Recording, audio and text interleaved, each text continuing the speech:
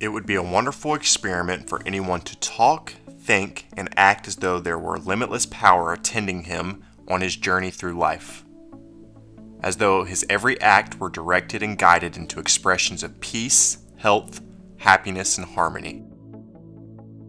It is certainly worthwhile, and understanding will make the way so clear before us that we will someday come to see the logic of it. And then we will really begin to live. Our lives, fortunes, and happiness are in our own hands to mold as we will, provided we first obey the law and learn how to make conscious use of it. It has been the teaching of all times that man reproduces the divine nature, and if he does, we shall expect to find in his nature the same qualities that we suppose must be in the nature of life itself.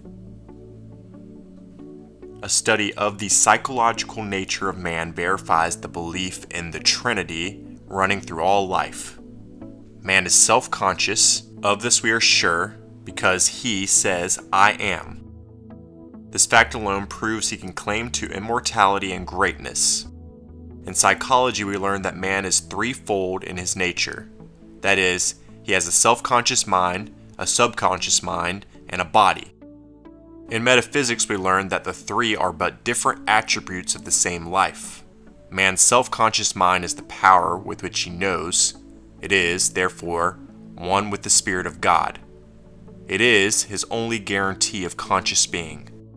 It is from this self-knowing mind that man is able to realize his relationship with the whole, for without it he would be unhuman and most certainly not divine.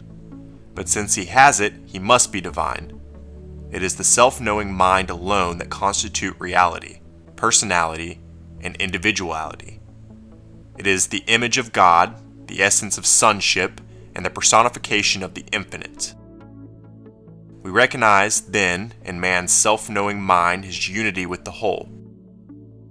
Man's self-knowing mind is the instrument which perceives reality and/or realizes truth.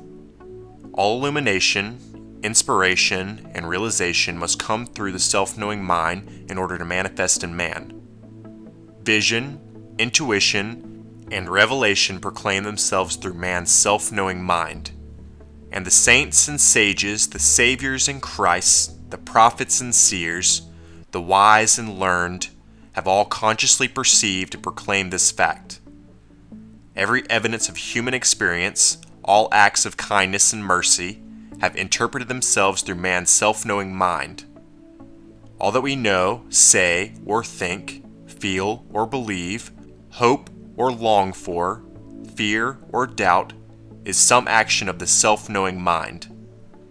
Subjective memories we have, and inner, unexpressed emotions we feel, but to the self-knowing mind alone does realization come. Without this capacity to consciously know, man would not exist as an expressed being.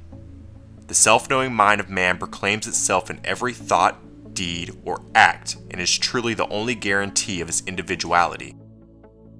With this vast area of facts at our disposal, it would be foolish to suppose that man's self-knowing mind is any other than his perception of reality. It is his unity with the whole, or God, on the conscious side of life, and is an absolute guarantee that he is a center of God consciousness in the vast whole. In the subjective mind of man we find a law obeying his word, the servant of his spirit. Suggestion has proved that the subconscious mind acts upon our thought without question or doubt. It is the mental law of our being and the creative factor within us. Within us is a mental law working out the will and purpose of our conscious thoughts. This can be no other than our individual use of that greater subjective mind which is the seat of all law and action.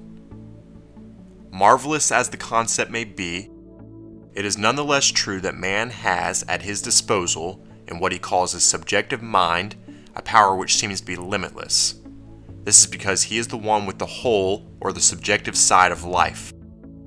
Man's thought, falling into his subjective mind, merges with the universal subjective mind and becomes the law of his life, through the one great law of all life.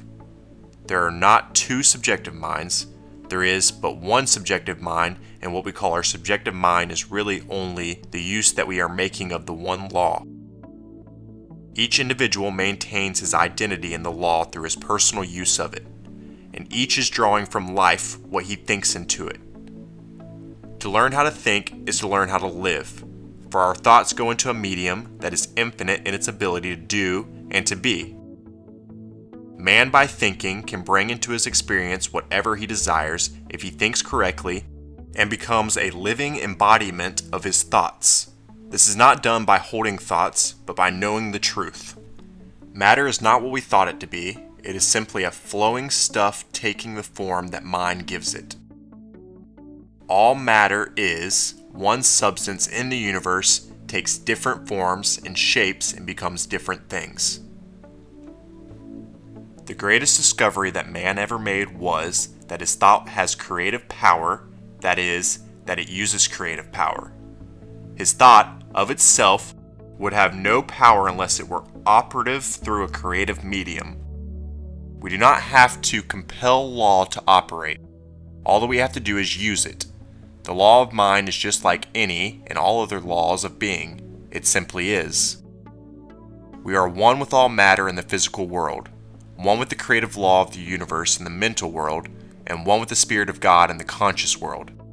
We could ask for no more, and no greater freedom could be given. From now on, we will expand, grow, and express only to the degree that we consciously cooperate with the whole.